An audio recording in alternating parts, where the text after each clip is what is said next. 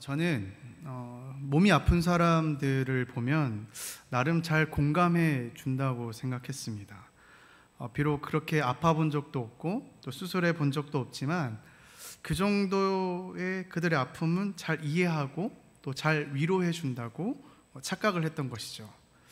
그런데 이번에 제가 직접 경험해 보지 않았습니까? 골절당해서 아파 보신 분들은 알겠지만 이 상상 이상의 고통과 그 아픔의 그 치유의 과정을 거치게 됩니다. 생각보다 많이 아프더라고요.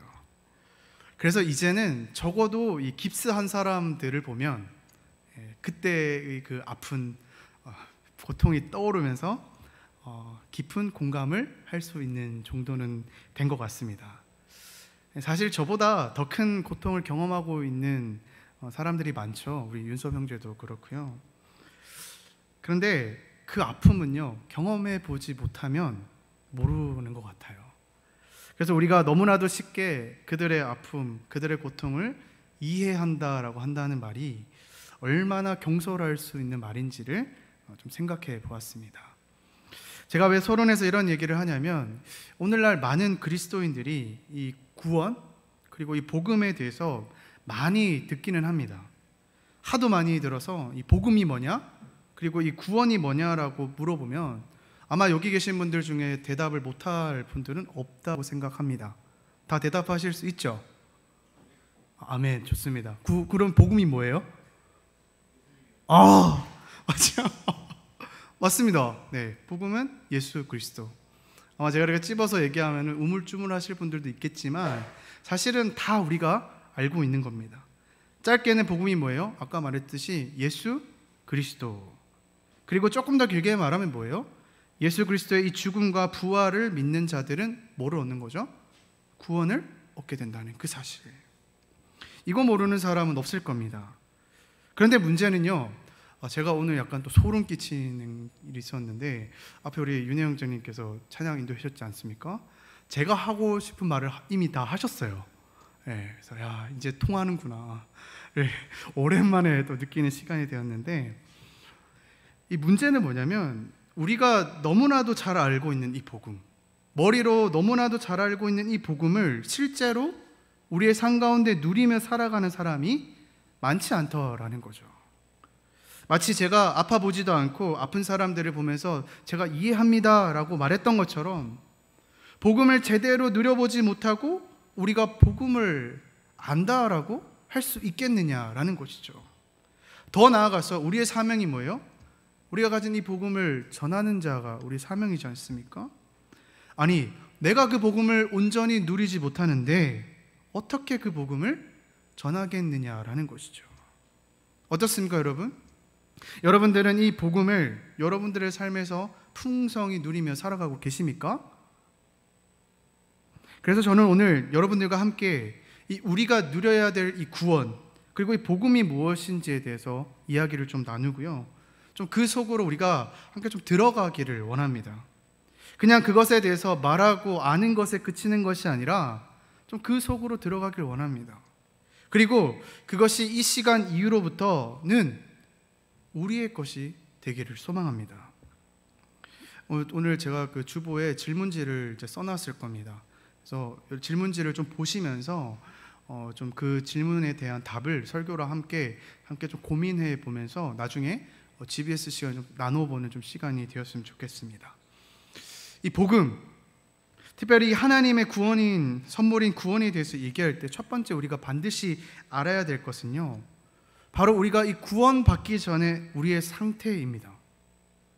사도 바울은 이 에베소서 1장에서 3절까지 우리가 이 구원받기 전에 어떤 상태였는지를 이렇게 이야기하고 있습니다. 1절에 뭐라고 얘기하고 있습니까? 우리가 뭘로 죽었다? 허물과 죄로 죽었다라고 얘기하고 있죠. 죄로 죽었다라고 얘기하고 있습니다. 그렇다면 여러분, 이 죄가 무엇입니까? 죄가 무엇이죠? 단도직입적으로 죄가 무엇이냐고 물어본다면 죄는요, 하나님을 우주와 세상과 나의 삶의 중심에서 몰아내고 거기에 누가 있는 게 죄입니까? 내가 있는 게 죄라는 겁니다. 다시 한번 얘기하겠습니다. 이 죄라는 것은 하나님을 이 우주와 세상과 나의 삶의 중심에서 몰아내고 거기에 내가 있는 것이 죄라는 겁니다.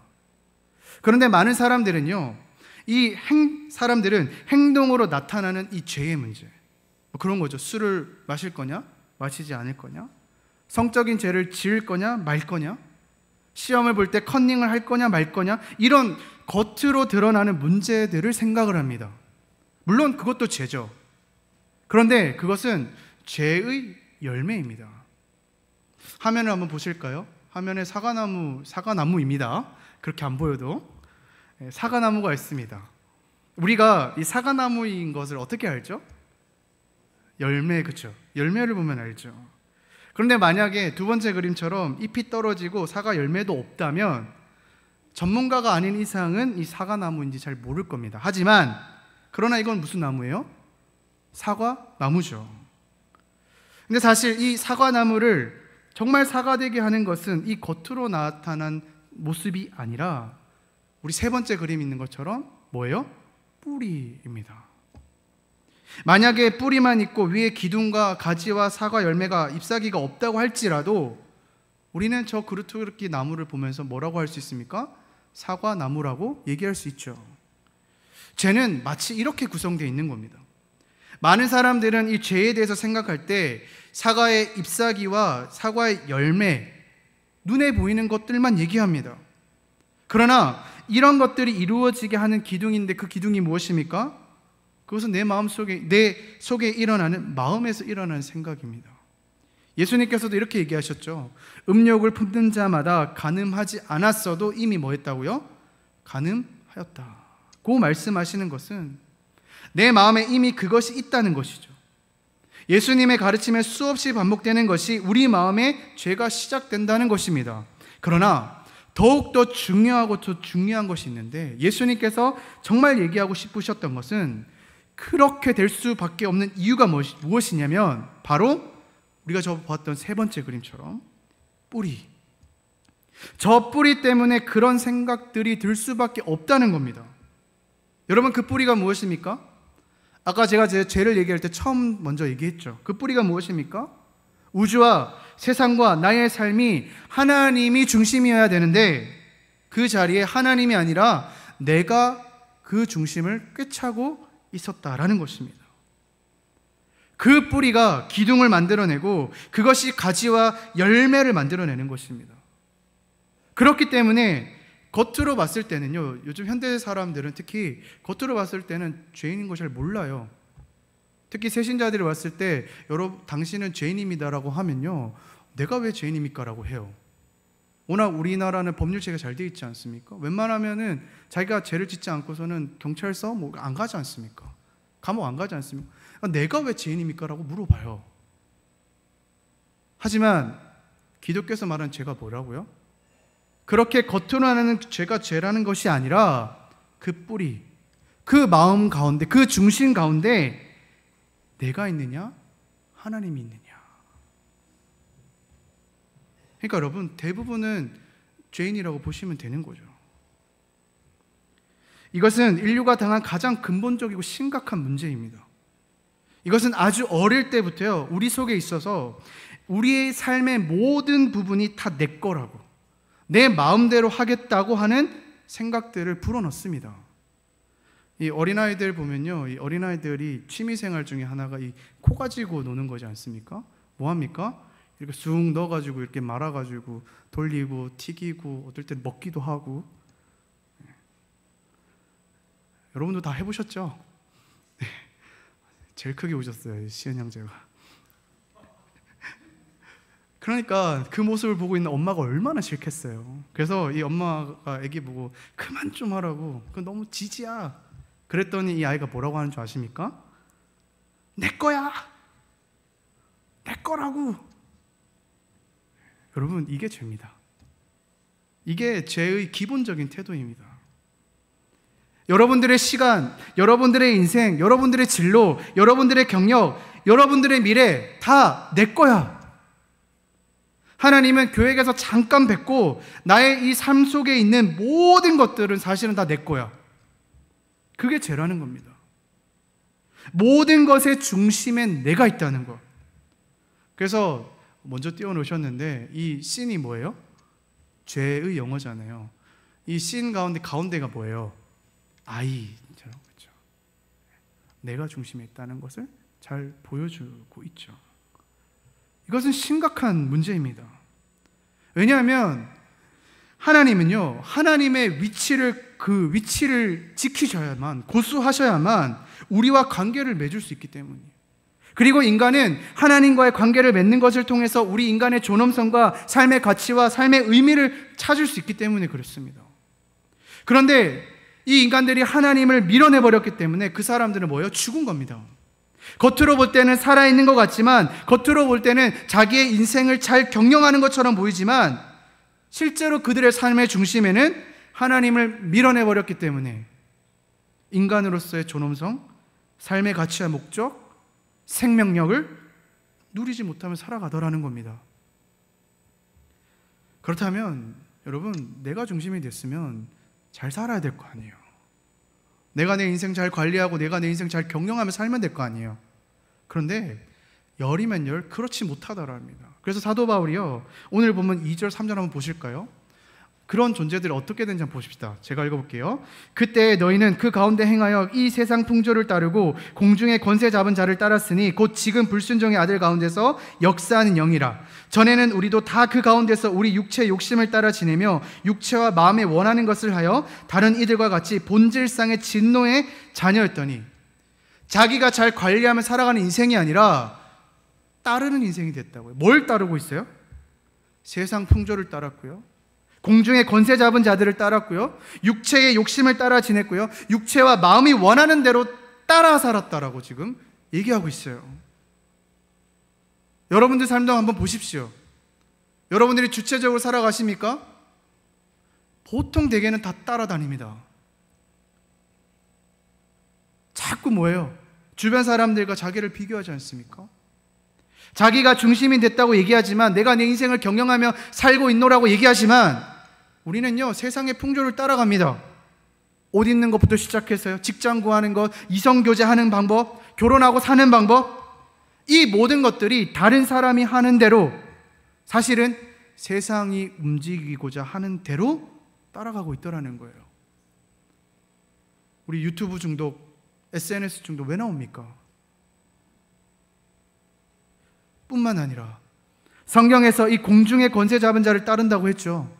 우리가 그들의 모습은 볼 수 없지만 한 가지 알 수 있는 것은 우리 마음 가운데 미워하는 마음이 생긴다거나 질투하는 마음이 생긴다거나 이런 마음들이 생긴다는 것, 그건 우리가 이미 지금 따라가고 있다는 거죠. 내가 중심이라고 하면서 그러나 우리의 모습을 보면 다 따라다니고 있는 인생이라는 겁니다. 그래서 이 바울은요, 한 단계 더 나가서 본질적으로 우리가 어떤 존재이냐라고 지금 얘기하고 있는데요, 3절 뒷부분 다시 한번 보실까요? 뭐라고 하고 있어요? 다른 이들과 같이 본질상의 누구의 아들이라고요? 하나님의 아들이 아니라 진노의 아들이라고요. 진노의 아들. 우리가 하나님의 진노의 아들이 됐다고 지금 얘기하고 있어요. 이게 무슨 얘기예요? 하나님을 하나님으로 여기지 않는 자들에 대한 진노가 임한다는 거예요. 이것은 일종의 정치적인 발언은 뭐예요? 구테타라고 하죠. 구테타 아시죠? 하나님이 우주와 세상의 주인이시고 그리고 내 인생의 주인이신데 그분을 몰아낸 겁니다. 이거는 주권 찬탈입니다. 이것은 하나님에 대해서 굉장한 모욕입니다. 여기에 대해서 공의의 하나님이 진노하지 않을 수밖에 없다는 거예요. 이 하나님의 진노는요, 이 특징에는 두 가지가 있는데, 하나는 뭐냐면 현재성이고요, 또 다른 하나는 미래성입니다. 이 현재성은 뭐예요? 우리가 이 우주의 원리, 하나님의 창조하셨던 그 창조의 원리를 위배했기 때문에 지금 우리 스스로가 겪는 고통을 얘기합니다. 하나님의 진노는요, 이미 임하고 있습니다, 여러분. 이것이 그대로 사람들의 삶 속에 나타납니다. 그래서 사람들이 뭔 얘기 많이 해요? 아우 죽겠네, 죽지 못해 살고 있네. 죽을 맛으로 살지 않습니까? 여러분들도 어려운 일 겪으면 뭐라고 합니까? 아이고 죽겠네. 전부 다 죽겠다고. 한 번도 죽어본 적이 없는 사람들이 죽겠다고 그럽니다. 지옥을 한번 봐야 되는데, 그죠? 그러면 죽겠다는 얘기 못 할 텐데. 우리는 늘 죽음을 맛보고 살아가는 거예요. 늘 마음속에 이런 생각이 들어서 죽겠다, 이거 어떡하지? 빨리 기말 끝났으면 좋겠다. 아이고 죽겠다. 늘 이러면 살지 않습니까? 여러분, 그것도요, 하나님의 진노 아래 있는 겁니다. 아니, 공부 미리미리 좀 했으면 시험 때 가볍게 딱 치고 방학 누리면 되는 거 아닙니까? 왜 못합니까? 제가 그랬다는 건 아닙니다. 하나님이 주신 이 자연의 법칙들을 우리가 늘 어기며 살아왔기 때문입니다. 또 이성교제로 인해서 얼마나 많은 고통들이 생깁니까? 사람들만의 관계, 하나님의 다 방법들이 있습니다. 법도가 있습니다. 그런데 그것들을 깡그리 다 무시해버리니까 얼마나 많은 이성관계 속에서 몸과 마음이 망가집니까? 이거 말고도 얼마나 많은 문제들이 일어나는지 몰라요. 환경 문제라든지 성 문제라든지, 그리고 얼마나 이 사회가 혐오적인 단어들이 얼마나 많이 양산되고 있습니까? TV도 한번 보십시오. 요즘에 그 인기 많은 오 땡땡 박사님 있잖아요. 아시나요? 오은영 박사님. 굉장히 좋아 보이지만 다 뭐예요? 가정이 깨어지고 무너지고,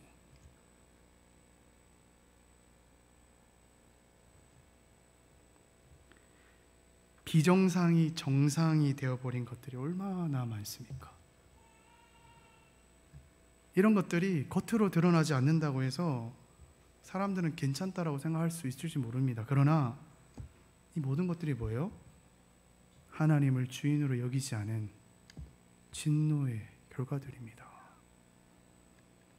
아마 이 주보의 두 번째 질문이 그 질문일 거예요. 오늘 GBS 조 가셔가지고 여러분들이 살아가고 있는 그 삶의 터전 속에서 이 제 현재성에 대해서, 진노의 현재성에 대해서 한번 좀 나눠봤으면 좋겠어요. 여러분들, 우리가 이 문제에 대해서 관심을 가져야 됩니다. 왜요? 우리 죄의 결과들이기 때문이에요. 이것이 현재의 모습이라면 미래의 모습도 우리가 나타납니다. 마지막 날, 제가 다음 주부터 이제 종말 요한계시록에서 좀 살펴볼 건데요. 마지막 날에 우리는 영원히 하나님으로부터 격리되는 고통을 당하게 될 겁니다. 이것이 하나님의 진노의 요체입니다. 영원히 격리되는 겁니다. 왜 영원히 격리됩니까? 그 사람들이 그것을 선택했기 때문에 그렇습니다. 어떤 사람들은 그래요. 지옥을 만드신 하나님이 잔인하다고요. 아니요, 우리가 선택했다고요. 내 자리에 하나님이 있어야 될 그 자리에 하나님은 쫓아버리고 내가 있는 그 결과가 이거라고요. 하나님을 믿지 않기로 가기로 결정했기 때문에 하나님 없이 평생을 사는 겁니다. 그리고 아름다운 지옥으로 걸어가겠죠.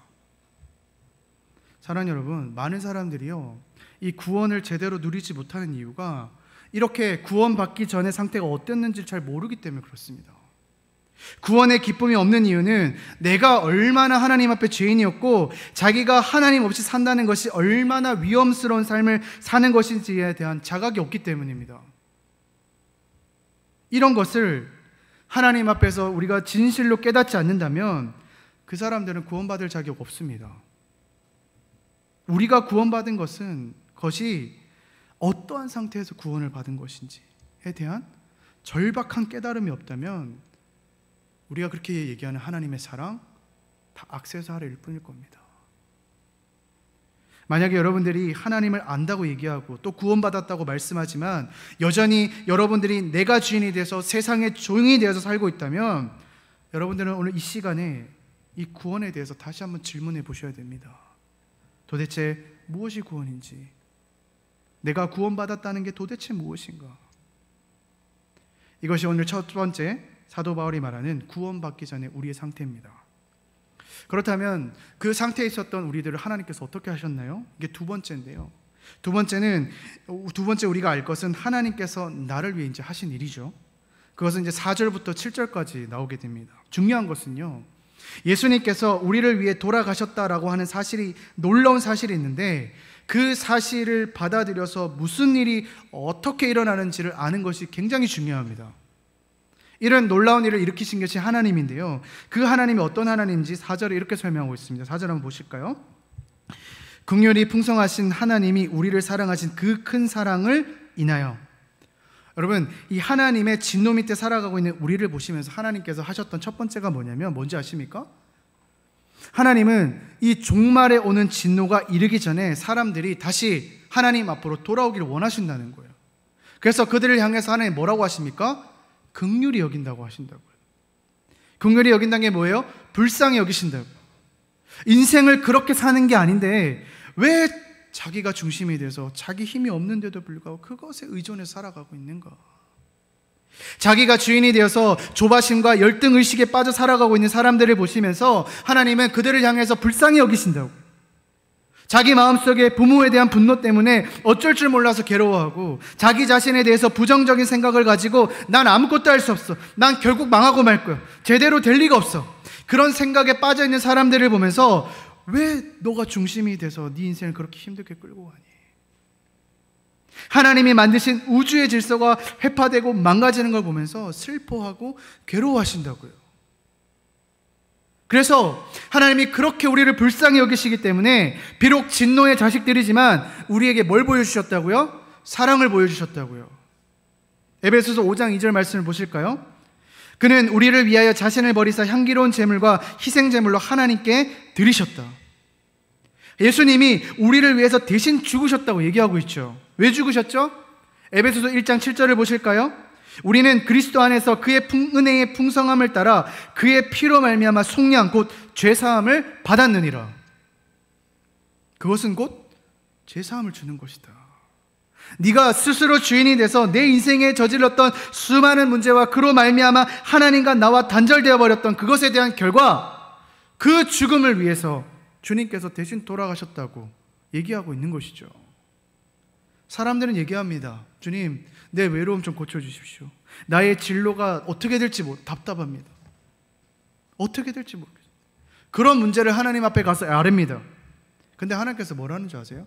그 문제는 문제도 아니야. 문제는 마음속 깊이 있다. 하나님께서는 여러분, 우리에게 진통제를 주시는 분이 아닙니다. 제가 골절이 됐어요.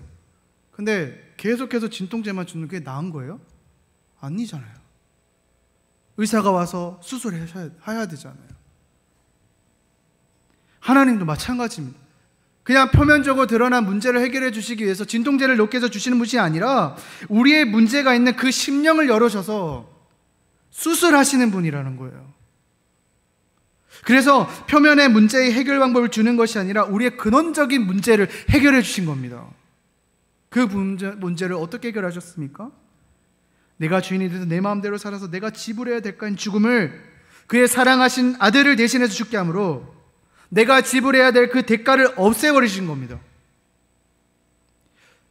그래서 우리는 그 예수 그리스도의 돌아가심을 통해서 깨어졌던 하나님과의 관계가 다시 이어지게 되고 하나님과의 관계가 다시 회복됐다는 거예요. 쿠데타를 일으켰는데 쿠데타가 망하면 뭐예요? 죽음이잖아요. 죽어야 돼요. 근데 그런 존재를 하나님께서는 어떻게 해요? 다시 들으셔가지고 회복시키셔가지고 너는 나와 관계를 끊었지만 내가 널 다시 붙잡겠다. 내가 너랑 다시 소통하겠다. 그래서 우리가 이 사실을 깨닫는 순간, 주님, 제가 다시 하나님을 내 인생의 주인으로 모시고 싶습니다. 이제 주님을 따라가겠습니다. 이제 주님과 새로운 관계를 맺겠습니다 라고 다시 고백할 수 있는 겁니다. 그런데 문제는요, 그렇게 해서 죄사함을 받았다고 우리가 얘기를 합니다. 이거 모르는 사람 아무도 없잖아요. 근데 여기까지만 알면 우리는 반쪽짜리 복음을 아는 거예요. 5절부터 6절까지는요 바울이 연이어서 지금 설명하고 있는데 한번 읽어볼까요? 같이 한번 읽어봅시다. 잠을 깨기 위해서 우리 같이 읽겠습니다. 시작. 허물로 죽은 우리를 그리스도와 함께 살리셨고 너희는 은혜로 구원을 받은 것이라. 또 함께 일으키사 그리스도 예수 안에서 함께 하늘에 앉히시니. 여기 보시면 아주 중요한 것이 우리가 제사함을 받았을 때, 그래서 예수님 우리 마음에 들어오셨을 때 그때 무슨 일이 벌어졌는가? 많은 사람들은 잘못 알고 있어요. 예수님이 내 마음속에 있어서 그저 기쁨이 넘치고 평안이 넘치고 뭔가 따뜻한 기분이 느껴지고 이러면 이게 우리가 구원을 받은 거라고 생각해요. 그런데 그것이 중요한 것이 아닙니다. 예수님이 나를 위해서 돌아가셨을 때 어떤 일이 실제로 일어났는가? 이 본문에서 웅장하게 바울은 설명하고 있는 거예요. 뭐라고요? 허물로 죽을 수밖에 없었던 우리를 그리스도와 함께 뭐 하셨다고요? 살리셨고 일으키셨고 하늘 보좌에 앉혀주셨다고요. 이게 무슨 말입니까? 우리가 예수님을 믿게 됐을 때 우리한테 어떤 일이 일어난지 아십니까? 우리가 그리스도 안에 있게 됐습니다. 그리스도와 함께 우리의 운명이 바뀌었다고요. 우리의 신분이 바뀌었다는 거예요. 예수 안에서 죽은 상태에 있었던 우리가 이제는 뭐요? 살았다고요. 산 상태가 되었다고요. 그게 무슨 얘기입니까? 내가 중심이 되었을 때 하나님과 교제를 나눌 수 없었어요. 근데 내가 예수님을 내 마음에 모셨을 때 그때에 이제부터 하나님과 예수님과 관계를 맺을 수 있게 된 거예요. 그러니까 우리가 오늘 드리는 이 예배가 의미가 있는 것이고요. 예수님께서 이거 해결하지 못하셨으면 우리의 기도, 우리의 찬양 아무 의미 없습니다. 아니면 구약의 제사처럼 또 동물들 하나씩 잡아가지고 피를 봐야겠죠. 그리고 두 번째는 뭐예요? 예수와 함께 일으키셨다고 그랬어요. 이건 뭐냐면 부활을 상징하는 거예요. 우리가 부활의 능력을 체험하는 자가 됐다는 거예요. 이게 무슨 말입니까? 세상의 풍조를 이제는 거스를 수 있는 자가 됐다는 거예요. 옛날에 세상의 풍속을 쫓아다녔어요. 내 마음에 하는 생각과 내 생각하는 것, 느끼는 것 내가 원하는 대로 살았어요. 그런데 내가 예수님을 영접하면서 이제는 부활의 능력을 경험하고 체험하는 자가 됐다고요. 그래서 어떻게 해요? 이제는 나의 의지로 세상의 풍조를 어떻게 해요? 노할 수 있게 됐다고요. 세상 사람들이 다 저리로 가도요, 이게 정답이야, 이게 진리야라고 다 절로 가도요, 이거 하나님 뜻이 아니야? 노할 수 있다고요. 다른 길로 걸어갈 수 있다고요. 왜요? 부활의 능력을 우리가 함께 경험한 존재가 됐기 때문에. 그뿐 아니라 우리가 무슨 자녀? 진노의 자녀였다 했잖아요. 그 진노의 자녀를요, 마지막에 뭐라고 하고 있어요? 하늘에 앉힌 존재로 바꾸셨다고 했어요. 이게 무슨 얘기입니까? 너는 더 이상 진노의 자녀가 아니야. 이제부터는 내가 너를 위해 마련했던 이 하나님 나라의 유산을 얻은 자녀가 됐어. 마치 우리 둘째 아들 기억나시죠? 둘째 아들이 다시 돌아왔을 때 아버지가 크게 환영했던 그 모습처럼 영원한 하나님의 새로운 세계로 들어갔다는 얘기입니다. 근데 여러분, 이게요 모두 다 과거형으로 표현되어 있어요. 이게 무슨 말이에요? 우리가 그 예수 그리스도를 영접했을 때, 믿음으로 받아들였을 때 이미 이 모든 것들 뭐예요? 이루어졌다는 겁니다. 그러니까 여러분, 여기 앉아있는 여러분은 뭐예요? 이미 그런 존재로 앉아 계신 겁니다. 믿으십니까?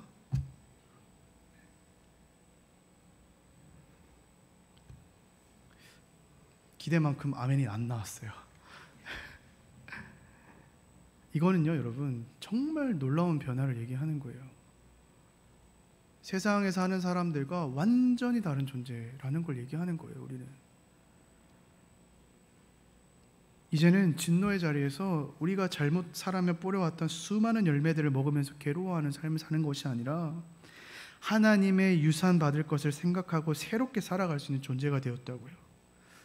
이게 사실 좋은 예는 아닌데요, 두 사람이 이제 편의점 가서 라면을 사 먹었어요. 근데 한 사람은 자기 전 재산을 털어서 사 먹은 라면입니다. 근데 또 한 사람은 이 자신이 오른쪽 가슴팍에 로또 1등 당첨된 종이가 있는 거예요. 네. 두 사람의 라면에 먹는 태도 어떨까요? 네. 그래도 로또 가진 사람은 이렇게 해가지고 라면 먹지 않겠어요? 네. 좋은 예는 아니에요. 근데 우리는 뭐예요? 이거랑 비교할 수 없는 그 선물을 이미 받았다고요. 받은 존재라고요. 그러니까 우리가 그 선물을 가진 자들이 이 세상의 풍조 앞에서, 저 사단의 권세 앞에서 떳떳해질 이유가 왜 없겠어요? 우리는 이기고 가야 돼요. 이미 우리는 세상을 이긴 자예요.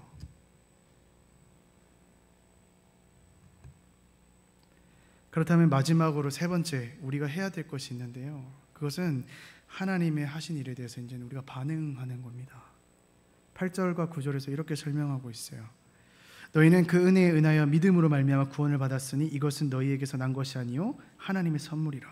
행위에서 난 것이 아니니 이는 누구든지 자랑하지 못하게 함이라. 이 구절은 참 많이 안송하는 구절인데 생각 이외로 잘 이해하지 못하는 구절이기도 합니다. 제가 한번 질문을 해볼게요. 여기 보면 너희가 그 은혜를 인하여 믿음으로 말미암아 구원을 얻었다라고 하고 있는데, 구원을 얻은 게 은혜 때문입니까? 믿음 때문입니까? 네. 구원을 얻은 것이 은혜 때문입니까? 믿음 때문입니까? 믿음? 네. 믿음? 은혜 때문입니다. 5절에 나와 있어요. 5절에 뭐라고 나와 있냐? 너희가 뭐라고 했어요? 은혜로 구원을 얻은 것이라 나와 있어요. 구원은 은혜로 받은 것이에요. 은혜가 무엇입니까? 이 사람들이 은혜에 대해서 좀 오해하고 있는데, 여기 있는 은혜가 아니라, 그 얘기 할 것 같아서 기다리고 있었죠? 은혜는 이거 우리가 찬양 드리고 예배할 때 막 부르르 떨리는 그게 은혜가 아니에요. 은혜가 뭡니까? 이 은혜라는 건 하나님께서 우리에게 값없이 주시는 거예요. 그리고 그 은혜 중에 은혜가 뭐예요? 그 은혜 중에 은혜가 예수 그리스도인 거예요. 우리를 위해 대신 돌아가신 분, 그분 때문에 우리가 구원을 얻는 것이죠. 그렇다면 여러분, 믿음은 무엇일까요? 믿으면 그 사실에 대해서 뭐예요? 예스라고 하는 겁니다. 예스. 전 인격적으로 예스라고 하는 겁니다. 하나님 맞습니다. 하나님께서 이루셨습니다. 라고 고백하는 거예요. 여러분, 이 기독교의 믿음은요, 믿고 싶은 걸 믿는 게 아니에요. 기독교의 믿음은 하나님께서 하시겠다고 하신 일에 대해서 약속하신 것들을 우리가 믿는 거예요. 예스라고 하는 거예요. 근데 오늘날 한국 기독교가 정말 많은 문제가 있어요. 왜 그런지 아세요? 내가 믿고 싶은 것을 믿는 기독교로 바뀌었기 때문에. 믿습니다 하고 다 믿으면 다 됩니까? 네? 그런데 기독교가 그렇게 가르치고 있어요. 아니지 않습니까? 성경에서 가르치고 있는 것은 하나님께서 이루신 일을 믿으라는 겁니다. 성경을 보면요, 하나님께서 이루실 일이 수없이 많은데도요, 그건 안 믿어요. 그리고 뭐 믿습니까? 주님, 제가 좋은 대학 갈 줄로 믿습니다. 좋은 곳에 취업할 줄로 믿습니다. 결혼할 줄 믿습니다. 아멘이 아무도 안 해요. 그런데 이거 안 이루어지면 어떡해요? 그러면 결혼 못하면 어떡해요? 하나님, 제 믿음이 적어서 이런 겁니까? 그런데 그런 사람 진짜 많습니다. 네, 여러분, 한국 기독교는요, 그런 하등 종교가 아닙니다. 그렇게 되지 말아요. 기독교는요, 고등 종교입니다. 우월하다는 얘기를 하는 게 아니라, 자기가 신을 조작해서 내가 원하는 것을 빼내는 것은요, 저등 종교입니다. 기도 많이 하고 경건 생활하고 헌금 많이 하고 봉사 많이 해서 하나님이 나를 어떻게 예쁘게 보실까? 그래서 나에게 어떤 꼼꼼이라도 주실까라고 생각하는 것, 그거는요, 하등 종교입니다. 기독교는 그런 종교 아니에요. 공의롭게 사는 거예요. 하나님 앞에서 하나님 앞에 뿌린 대로 거두는 삶이 우리 기독교인의 삶이에요. 성경에서요, 얼마나 많이 얘기하고 있는데요. 하나님이 하셨던 일, 앞으로 하실 일, 우리 통해 어떤 일들을 하실 것인지. 그리고 뭐예요? 가장 중요한 거 오늘 봤잖아요. 우리가 하나님의 아들이 되었다는 사실, 그로 인하여서 우리가 새로운 신분이 되었다는 사실, 그거를 성경에서 계속해서 선포하고 있는데 우리는 뭐예요? 자꾸만 그건 안 봐요. 그리고 자꾸 내가 믿고 싶은 거를 얘기해요. 사랑하는 여러분, 하나님이 이루실 일을 믿으시겠습니까? 아니면 여러분들이 믿고 싶은 걸 믿으시겠습니까? 하나님은 우리를 어떤 존재라고 얘기하신 줄 아세요? 10절 한번 보실까요? 우리는 그가 만드신 바라 그리스도 예수 안에서 선한 일을 위하여 지으심을 받은 자니 이는 이 일은 하나님이 전에 예비하사 우리로 그 가운데서 행하게 하려 하심이라. 여기서 그가 만드신 바라라는 말은요, 세번역 성경에 뭐라고 나와 있냐면 우리는 하나님의 작품이다라고 얘기하고 있어요. 하나님이 만드신 아름다운 예술품이라고요. 물건이라는 말이 아니라 아름다운 작품이라고요. 그게 우리 존재라고요. 옆에 계신 우리 형제자매도 한번 보십시오. 하나님이 만드신 정말 아름다운 작품들입니다. 네, 아무도 안 보네요. 네, 저도 마찬가지고요. 네. 걸작들이. 저 옆에 표정 안 좋은 형제들 자매들 있으면 한 대 좀 때려주세요. 지금 여기까지 왔는데 지금 표정이 안 좋다 이러면 다시 처음부터 해야 돼요. 네. 웃으니까 얼마나 좋아요. 그리고 하나님께서 우리 존재의 목적이 뭐라고 설명하냐면 아까 읽었지만 하나님께서 선한 일 속에 행하려고 우리를 부르셨다고 했어요. 이게 우리의 처음에 1절, 2절과 대조되는 게 뭐냐면 1절, 2절에서는 우리가 세상을 따라가는 삶이었다고 했잖아요. 근데 아니요, 하나님 우리는 그런 존재를 만드신 게 아니라 하나님의 선한 일을 함께 살아가는 존재라고요, 우리가. 그래서 하나님께서는요 지금도 여전히 선한 일을 하고 계십니다. 그 선한 일이 뭐예요? 세상을 회복하고 치유하고 변화시키는 일을 하고 있다고요. 그리고 그 일을 가장 먼저는 나에게 하셨고요. 내가 그것을 경험하게 하셨고요. 그리고 그 경험하는 나를 통해서 어떻게 해요? 또 여러분들의 주변에 있는 사람들에게 어떻게 해요? 변화되게 하셨다고요. 그게 우리 존재라고요. 여러분, 여러분들을 통해서 사람 죽이는 게 좋아요? 여러분들 있는 그곳에서 여러분들이 갔는데 가자마자 다 도망가고 표정 안 좋아지고 이게 좋아요? 근데 여러분들을 통해서 한 명의 생명을 낳는 것 얼마나 기쁜 삶이에요. 근데 남 못해요가 아니라 하나님이 그런 존재로 우리를 만드셨다고요. 이미 변했다고요. 예수님을 믿는 그 순간부터.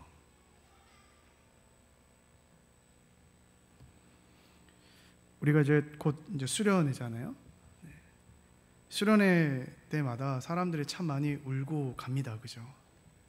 근데 울고 나는 회개했다고, 나는 구원받았다고 얘기하는데 다시 왜 이 삶이 돌아가는 줄 아십니까? 자기가 그렇게 변화된 존재라는 걸 믿지 않았습니다. 하나님께서는 이미 변화됐다고 얘기하고 있지만 그게 믿어지지 않는 거예요. 이 안에 믿음도 없는데 어떻게 그 세상 속에서 그렇게 살겠냐는 거예요. 그리고 어째요? 다시 그 은혜, 수련회 때 받은 은혜 때문에 막 뜨거워 사는데 다시 현장에 돌아가면 거지처럼 살아요. 맞잖아요. 우리는 죄와 허물로 덮였던 거지 같은 존재였잖아요. 근데 하나님이 이 구원이라는 엄청난 통장을 우리 품에다 주신 거예요. 예수님 영접할 때 그거 너 힘들고 어려울 때 뭐 고난일 때 그거 꺼내고 살아라. 우리 뒤에 어마어마한 것들을 주셨는데 그거를 쓸 줄을 모르는 거예요. 그냥 통장에만 놔두는 거예요. 그리고 또 거지처럼 살아가는 거죠. 사랑하는 여러분, 이제 좀 꺼내주셨으면 좋겠어요. 좀 당당해지셨으면 좋겠어요. 여러분, 거울 앞에서 잘생긴 여러분들 얼굴, 예쁜 얼굴만 보지 마시고요. 좀 이렇게 나는 변화된 존재야. 오늘 비록 내 삶이 여전히 거지 같지만 나는 왕자처럼 살 거야. 공주처럼 살 거야. 왜? 나는 하나님 나라의 자녀니까. 하나님이 내 뒤에 어마어마한 유산을 남겨주셨잖아요. 그래서 여러분들이 그 마음을 가지고 세상 속에 나가서 말해보십시오. 관계 맺어보십시오. 그게 왜 안 흐르겠습니까?